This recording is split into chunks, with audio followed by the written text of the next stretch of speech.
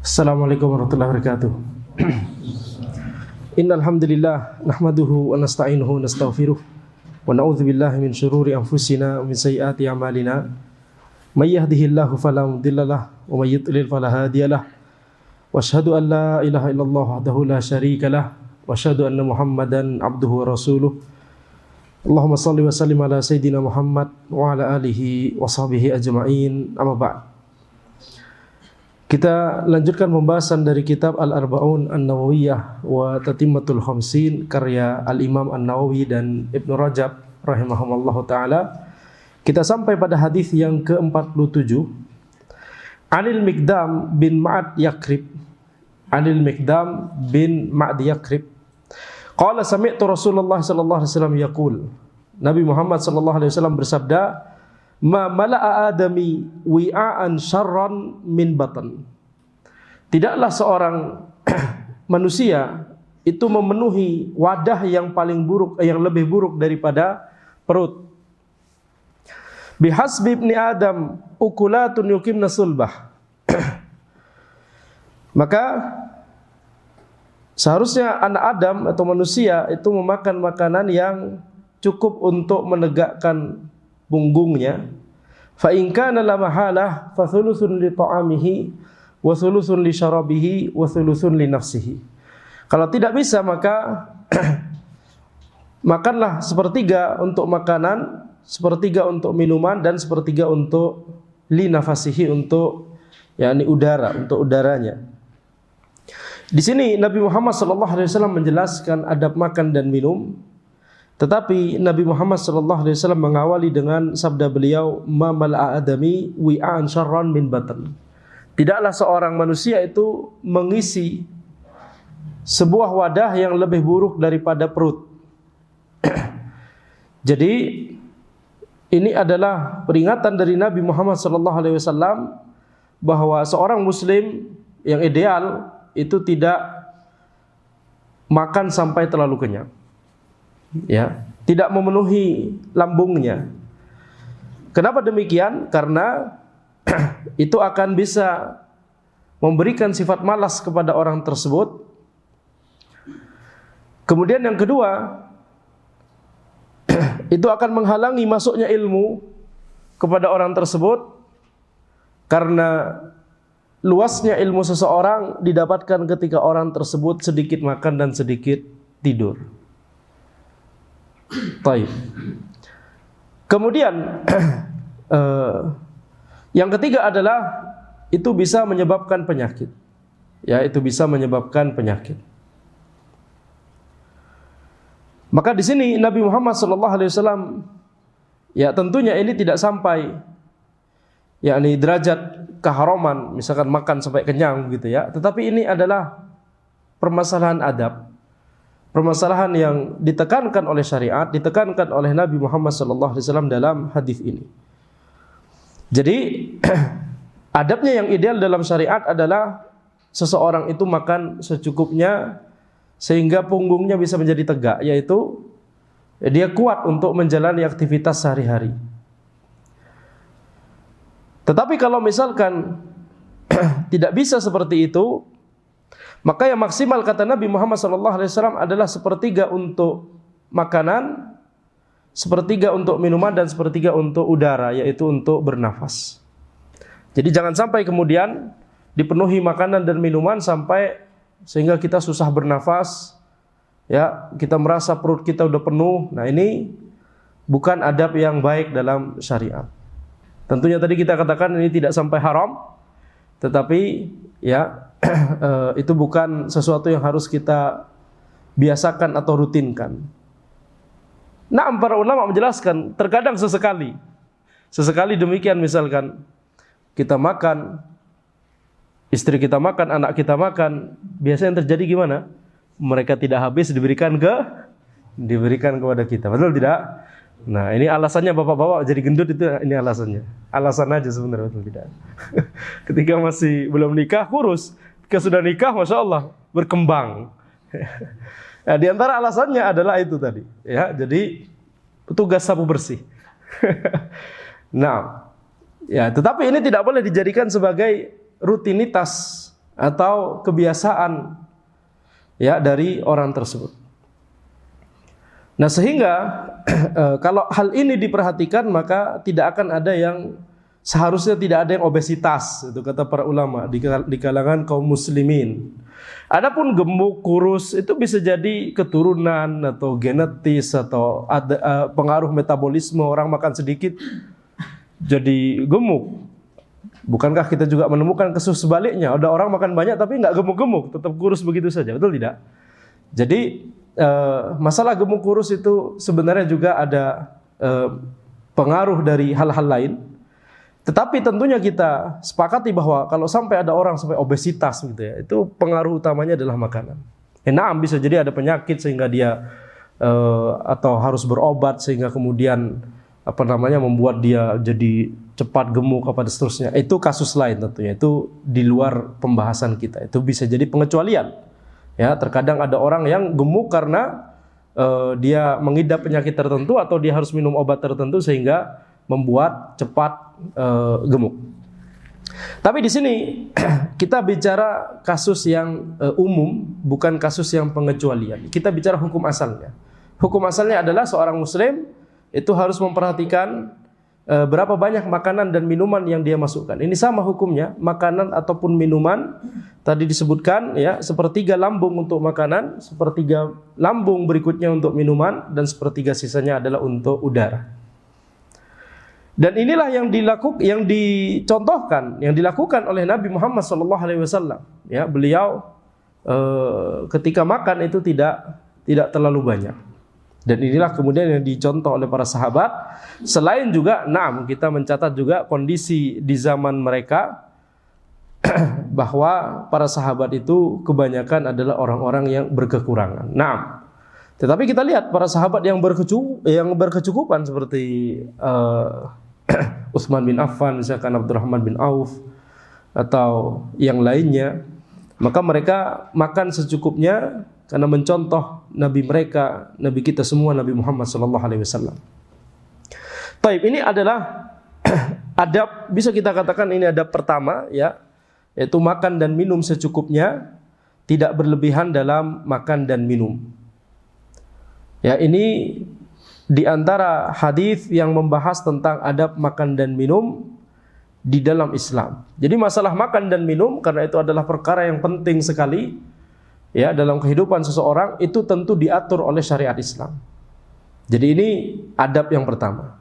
Kalau kita melihat misalkan agama lain, maka tidak sampai sedetil ini, tidak sampai membahas masalah adab makan dan minum. Ya, jangankan masalah adab makan dan minum, masalah surga saja, detail apa yang ada di surga, di Nasoro itu tidak didetilkan. Yang didetailkan adalah neraka. Ya, ini perkataan sebagian orang yang awalnya dulu Nasoro kemudian masuk Islam, kemudian mengatakan kepada ana, perincian tentang apa yang ada di surga, balasan di surga dan seterusnya, tidak ada atau sedikit sekali dibandingkan perincian apa yang ada di neraka. Ya, jadi apalagi masalah makan dan minum, masalah surga saja tidak dibahas atau tidak banyak dibahas. Jadi wallahu alam itu kebenarannya, ana bukan ahlinya di situ, tapi itu perkataan dari orang yang yakni pernah mendalami hal tersebut kemudian masuk Islam. Baik, kemudian adab berikutnya dari makan dan minum ya, tidak hanya masalah masalah yakni berapa banyak makanan dan minuman yang hendak kita konsumsi.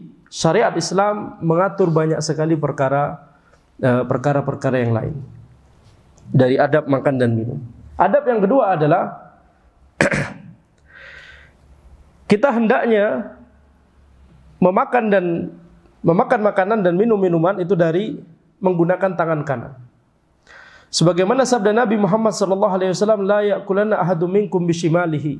Janganlah kalian itu makan dengan tangan kirinya.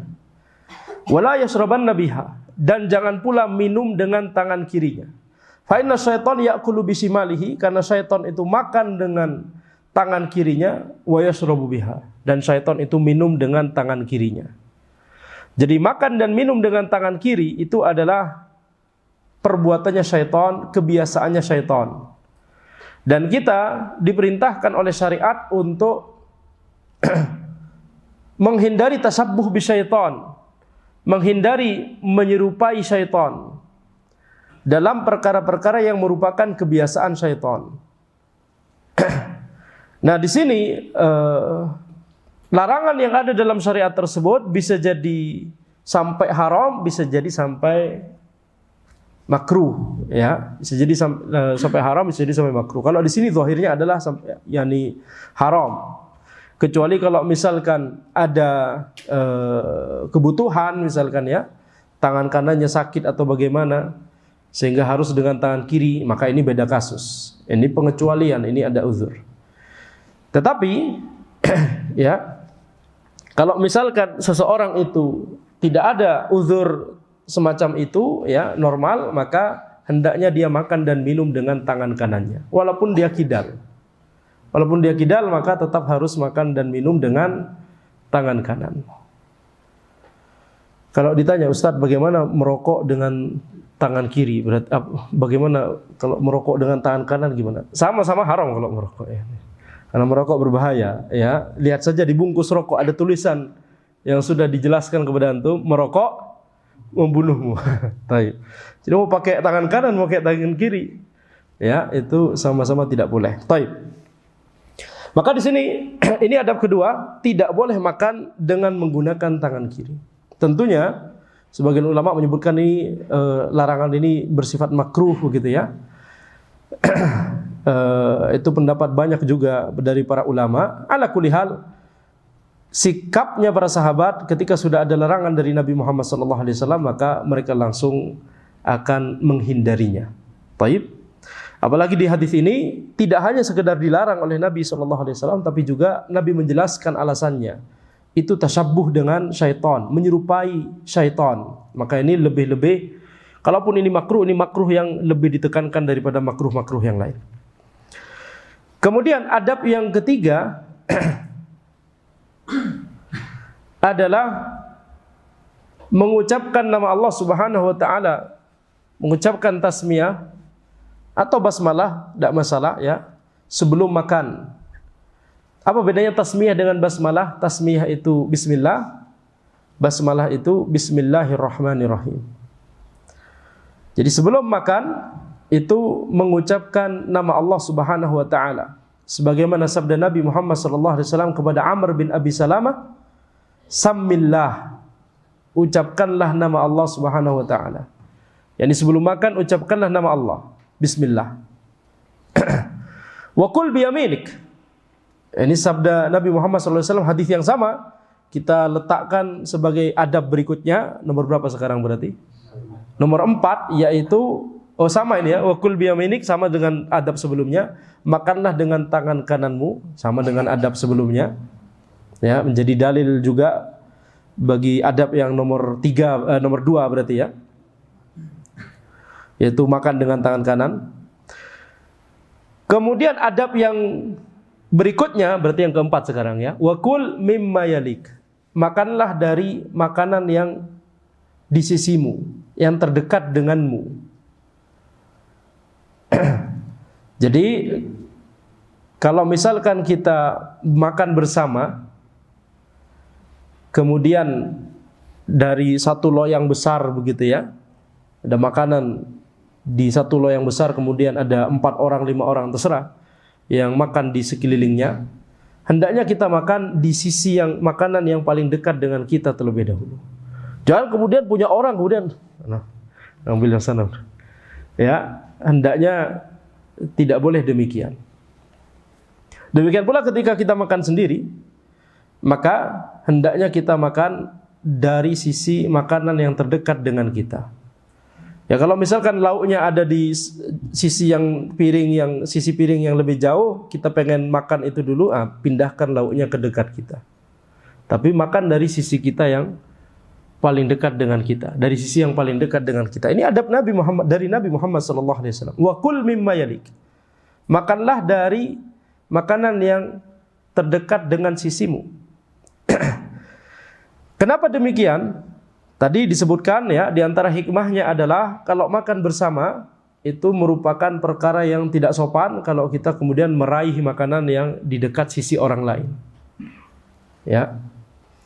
Kemudian yang kedua, yaitu bisa menurunkan muruah misalkan, atau itu bisa membuat orang lain misalkan tidak suka atau marah atau bahkan jijik begitu ya dengan tangan kita memegang daerah makanan yang dekat dengan sisinya. Tapi ada alasan lain yang disebutkan di hadis yang lain. Ya, ini alasan ini tentunya tidak bisa. Ini bukan alasan yang bisa kita pikirkan atau renungkan dengan menggunakan sekedar akal. Kalau barusan kan hikmah yang bisa kita renungkan, betul tidak? Oh, kalau misalkan kita mengambil makanan yang dekat dengan sisi orang lain, maka itu bisa mengganggu. Ya, kalau misalkan lauknya beda, tapi kita pengennya lauk yang di sana misalkan, tidak masalah diambil, tapi maksudnya dipindahkan ke tempat kita. Jangan kemudian, yakni paham tidak maksud Anda? Ya, lauknya tetap di situ, habis itu kita mengambil di sisi yang dekat dengan orang lain. Alasan yang disebutkan di hadis yang lain adalah sabda Nabi Muhammad SAW, innal barakah tanzilu wasatat ta'am. Sesungguhnya keberkahan itu turun di tengah-tengah makanan. Fakulu min hafataihi wa la ta'kulu min wasatih. Maka makanlah dari sisinya, dari pinggirnya, jangan makan dari tengahnya. Jadi Nabi Muhammad SAW itu menjelaskan keberkahan dari Allah Subhanahu wa ta'ala itu turun di bagian tengah dari makanan tersebut. Baik kita makan sendiri atau makan bersama-sama di loyang besar tadi, keberkahan dari Allah itu turun di sisi tengah makanan tersebut. Ini hadis yang sahih, ya, diriwayatkan Tirmizi dan Ibnu Majah. Hadis yang sahih. Jadi kalau ini adalah perkara ghaib, na'am, ini perkara ghaib. Makanya tadi kita katakan kita tidak bisa memikirkan ini dengan sekedar akal kita. Ini hikmah yang hanya bisa kita ketahui dari dalil, antara dari ayat ataupun hadis. Di sini kasusnya adalah hadis Nabi Muhammad SAW. Beliau bersabda, innal barakah tanzilu wasatat ta'am. Sungguhnya keberkahan itu turun di pertengahan makanan, di tengah-tengah makanan. Sampai-sampai para ulama, ya, kalau tidak salah San'ani rahimahullah, beliau mengatakan bahwa Nabi Muhammad SAW menyebutkan bahwa keberkahan itu turun di tengah-tengah makanan, di makanan bagian tengah. Kemudian beliau melarang untuk makan dari tengahnya begitu ya. Apalagi dari sisi yang dekat dengan orang lain begitu ya. Tengahnya saja tidak boleh, harus di sisi kita. Itu seolah-olah mengisyaratkan bahwa kalau kita melanggar perintah Nabi SAW, yaitu makan dari sisi sebelah kita, itu seolah-olah Nabi Muhammad SAW hendak menyampaikan bahwa keberkahan tidak akan turun lagi setelah itu. Itu kata As-San'ani rahimahullah. Jadi dari redaksi Nabi Muhammad SAW memang tidak secara sharih menyebutkan bahwa kalau antum melanggar hal ini keberkahan tidak akan turun. Tapi maksudnya adalah itu isyarat, kata As-San'ani rahimahullah. Jadi Nabi Muhammad SAW bersabda, apa sabda Nabi Muhammad SAW secara letterlock, secara mantuk, secara letterlock, keberkahan turun di tengah makanan. Innal barakah tanzilu wasatat ta'am. Keberkahan itu turun di bagian tengah dari makanan. Jadi kalau mau makan, fakulu min hafatayh. Kalau mau makan maka makanlah dari pinggirnya. Ya, yakni dari sisi kita. Tidak boleh makan dari tengahnya terlebih dahulu, wala ta'kulu min wasatih. Janganlah makan dari tengahnya. Ini yang kata As-San'ani, seolah-olah Nabi Muhammad SAW hendak menyampaikan bahwa kalau kita melanggar hal ini, keberkahan tidak akan turun kepada makanan tersebut. Ya, maka sekali lagi ini perkara ghaib, tidak bisa kita yakni pikirkan dengan akal. Kita sami'na wa ta'na dengan hadis yang sahih ini. Baik. Jadi dari sini kita mendapatkan kesimpulan bahwa yang namanya keberkahan itu diturunkan oleh Allah pada makanan, ya. Tentunya kata para ulama dengan syarat sebelumnya mengucapkan tasmiyah atau basmalah tadi, bismillah. Ya. keberkahan ini bisa ditambah oleh Allah ketika seseorang itu melakukan adab-adab makan dan minum secara sempurna, tapi bisa dikurangi oleh Allah Subhanahu wa taala atau bahkan bisa dicabut ya, atau bisa dihentikan ketika adab-adab makan dan minum itu dilanggar. Jadi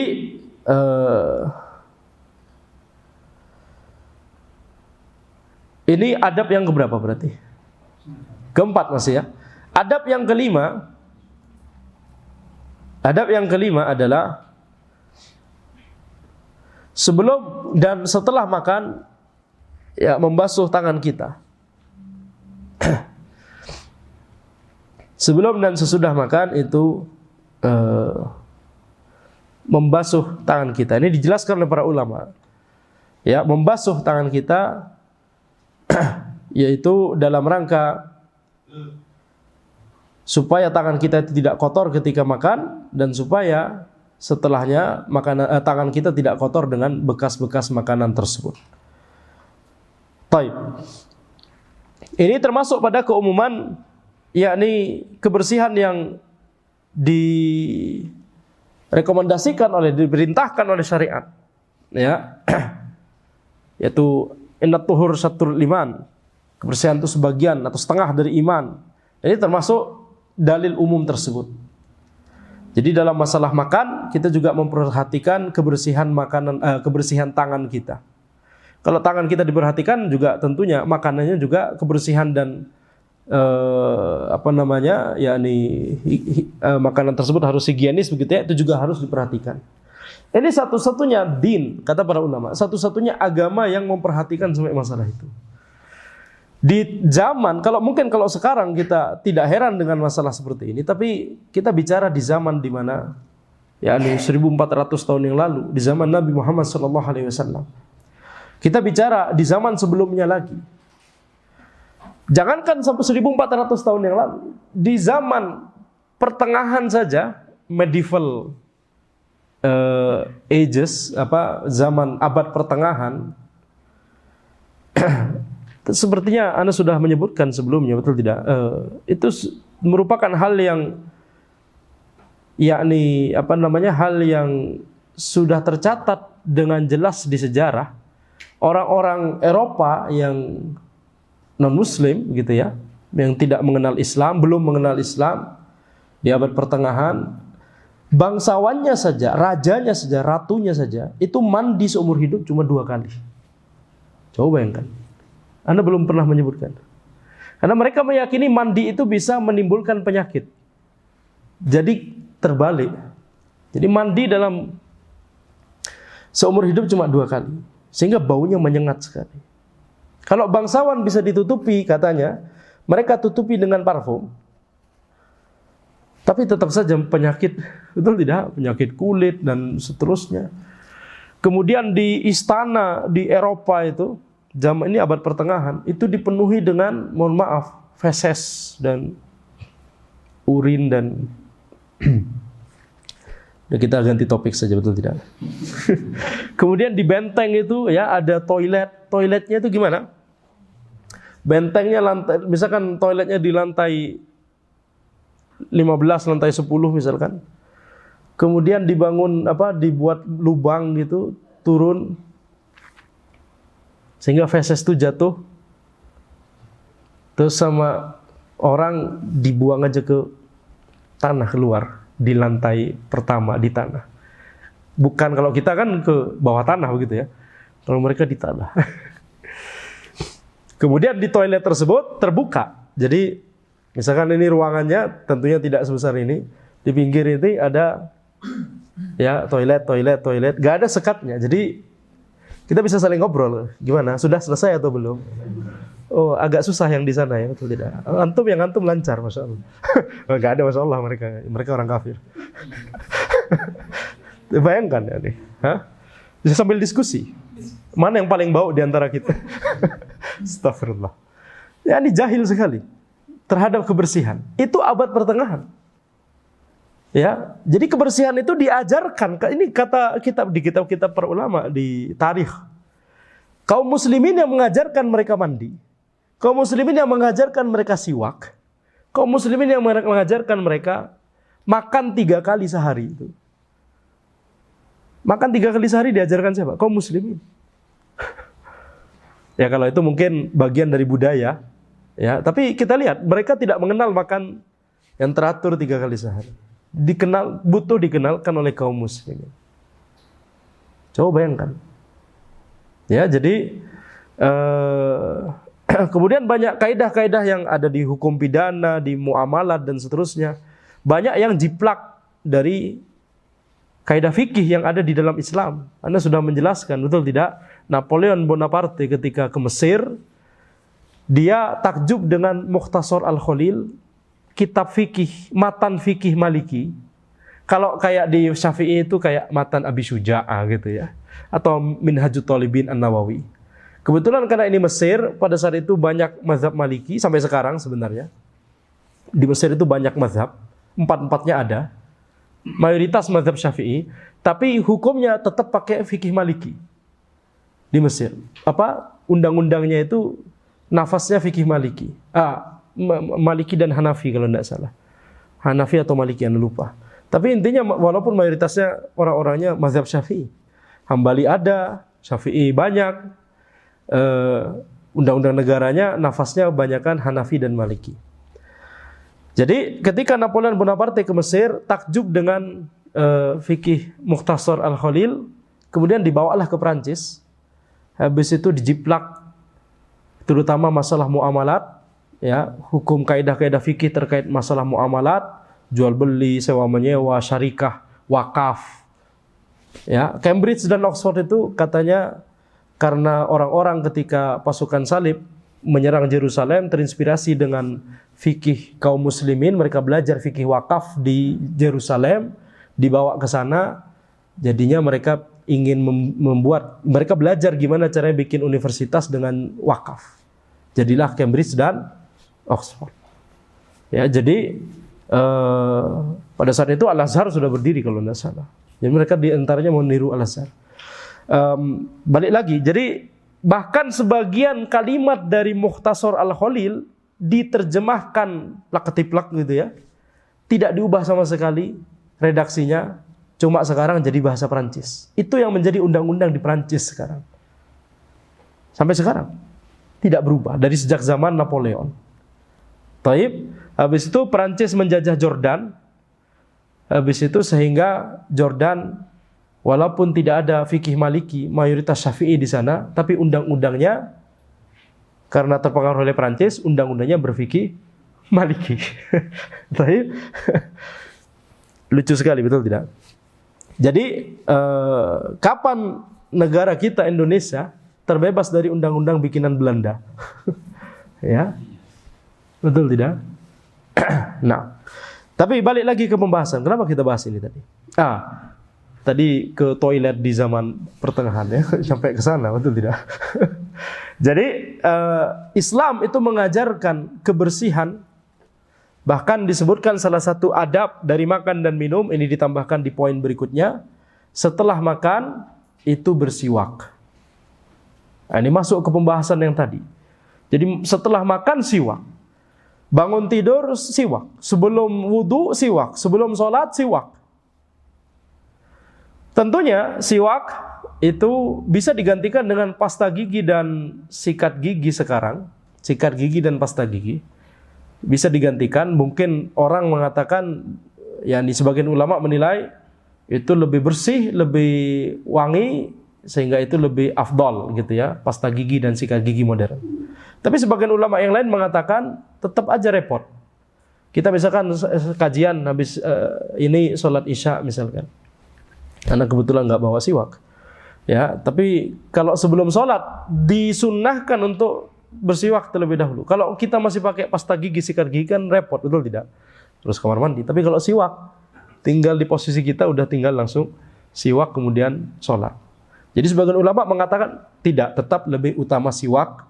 Siwak, selain siwak itu memang alat yang dipakai di zaman Nabi SAW, tapi ada sisi lain, yaitu itu membuat kita lebih mudah untuk melaksanakan sunnah Nabi Muhammad SAW ini dibandingkan sikat gigi dan pasta gigi. Oleh karena itu, kalau ana pribadi, ana lebih cenderung pada pendapat ini tergantung kondisi. Kalau misalkan kita di rumah, kemudian sikat gigi itu mudah begitu ya untuk bersikat dengan sikat gigi dan pasta gigi, maka itu yang kita lakukan, itu yang kita utamakan begitu ya. Bangun tidur kita sikat gigi, pasta gigi, atau setelah makan makanan yang bau ataupun makanan apapun sebenarnya tetap disunahkan siwak setelahnya. Kalau kita di rumah bisa dengan sikat gigi dan pasta gigi, tapi kalau kita di luar rumah misalkan agak susah, bisa dengan menggunakan siwak. Ya, dengan tetap mencatat bahwa di rumah pun tetap kita bagus juga kalau tetap kita pakai siwak bukan sikat gigi. Ala kulli hal. Ini permasalahan yang mudah insyaallah. Intinya adalah bagaimana terjaganya kebersihan dari tangan kita, mulut kita, dari seluruh badan kita, ya, ketika kita melakukan setiap aktivitas kita, termasuk diantaranya makan dan minum di sini. Taib. Ini beberapa saja, sedikit sekali yang kita bisa bahas di majelis ini. Insyaallah kita akan, kalau ada majelis lain yang lebih khusus, kita maksudnya khusus membahas topik ini gitu ya, insyaallah kita bahas di majelis berikutnya. Pekan depan insyaallah kita lanjutkan pembahasan Al-Arba'un An-Nawawiyah. Hadis ke-48 tentang tanda-tanda orang munafik, tanda-tanda nifak asghar. Ya, itu hadis ke-48. Mudah mau selesai insyaallah. Ini sampai hadis 50 betul tidak? Tinggal 3 hadis lagi. Demikian yang bisa kami sampaikan. Hadza wallahu alam. Subhanakallahumma wa bihamdika asyhadu an la ilaha illa anta astaghfiruka wa atubu ilaik. Assalamualaikum warahmatullahi wabarakatuh.